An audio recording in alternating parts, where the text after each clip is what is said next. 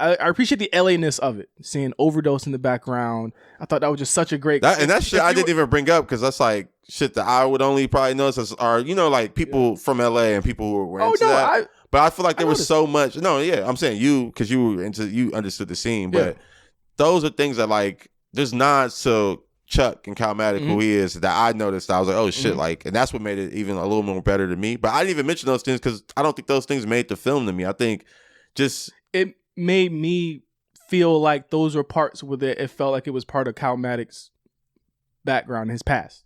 And that's why I enjoyed like June and from Overdose in the Belly sequence, doing what they would do in like an Overdose video.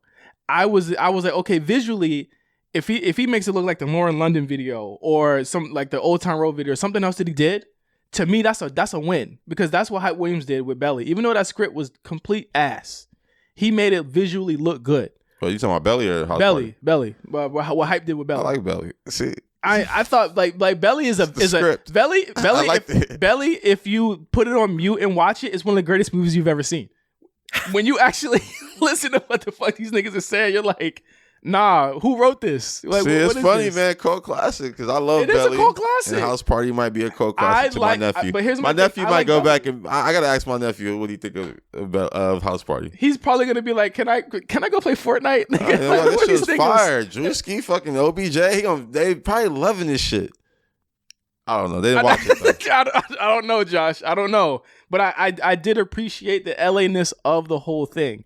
And I think that if you kind of tapped, because that's one thing about House Party, it was in LA, but they never really said it was in LA. They never said this is an LA movie. This is an LA movie in House Party. And that's why I appreciate about it. I love that it was an all black cast. I loved all of that stuff. Like, that's the stuff that I appreciate about the movie. I just feel like some of our movies back in the day had a little bit more going on. And I want to see us get back to that promised land of just having really great movies again. Well, let me just say, go ahead. Oh no! I think to that point that this is his first film.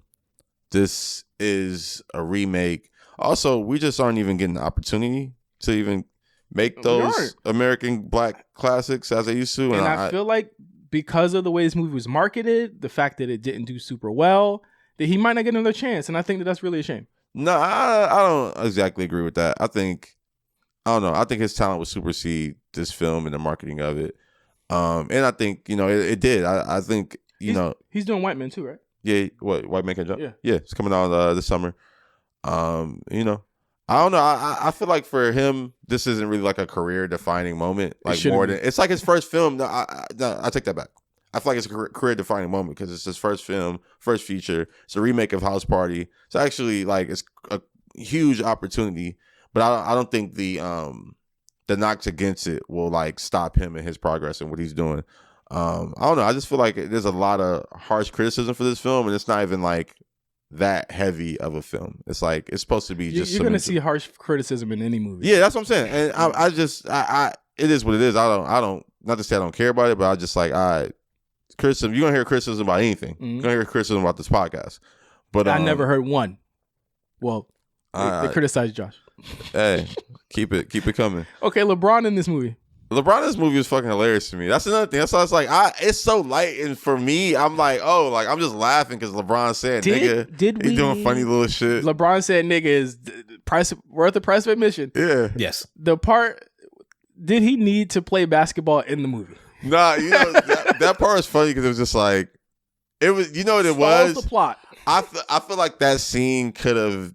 I feel like that scene felt rushed to me because it could have been like I get it, like he wasn't gonna beat LeBron, but I feel like there could have been a little more suspense leading up to that. It was a little bit of it when he made the shot, like to take the ball out. He made it. It's like, oh shit. You know why it's a dumb scene? Because like in writing, certain people would do things to kind of just put a scene in there so someone could be in the movie, right? Yeah. So we knew he wasn't gonna beat LeBron, right? Because the key is, Mark, he had to beat LeBron. LeBron comes in, sees they're partying in his house, and he says, "What y'all niggas doing?" He says "nigga" like 3 times, and then he's like, "Okay, I'm gonna play you." Somehow they convince LeBron to play him to 11 points in order for him to not call the cops and send him to jail. Mm-hmm. Yeah.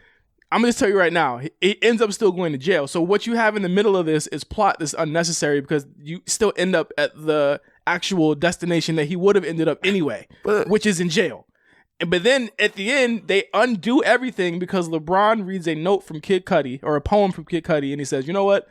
I'm gonna let him out early." And I'm like, that don't happen. I mean, yeah, it was just. I mean, just like what the Illuminati shit don't happen. But I just think the scene was just a funny scene to me. I just feel like they could have built it up a little better. Like they should have been talking about him being a basketball player in the first act. He should have been a star basketball player. I liked it seeing Cream and Kent there. It's funny. That scene was funny to me too because I feel like they probably had a better take of AD saying that line. Yeah. Oh God. But you had Kent and Cream so prominent in the scene. It was so like hard. That's probably the better scene of how they looked, rather than AD how he looked. That because AD looks like he's like behind a wall. And it's dark. It looks like he's not even on the same set. Just what he said. I forgot what he said, but it was you got this one, bud, or some shit. Yeah, it was just like it was. Oh yeah, he asked for help. Yeah, he was like, no, you got this. I'm just like, wait, what?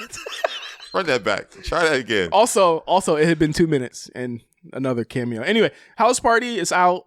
This guy went back and counted the cameos per minute. That's what I'm saying. You're not watching it to enjoy. You watching it to I watched it. I did the cameo thing after I watched it the first time. All right. I did. I like doing stuff like that. That's Shout not me. Josh wants you to critique that. No, I just thought it was funny, man. I think it's funny to even do that. Josh just tried to sun me. I did it for the pod because I only watched it for the pod because this is Josh's 25 movies. And you need to make your letterbox. I know. I got my letterbox account. I haven't done a review yet.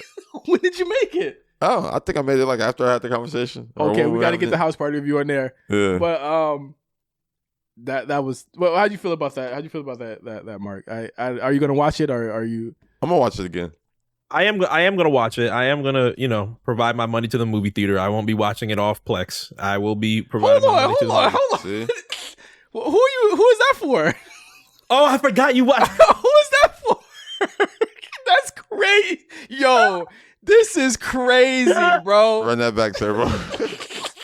This is crazy. Say it, man. Support black art, man. Mark just tried to kill me right now. Support black art. That's crazy. Word? Yeah, he gonna. All right, y'all host the show then, bro. Hey, man. Josh just wants you to critique the How I Met Your Mother reboot like this.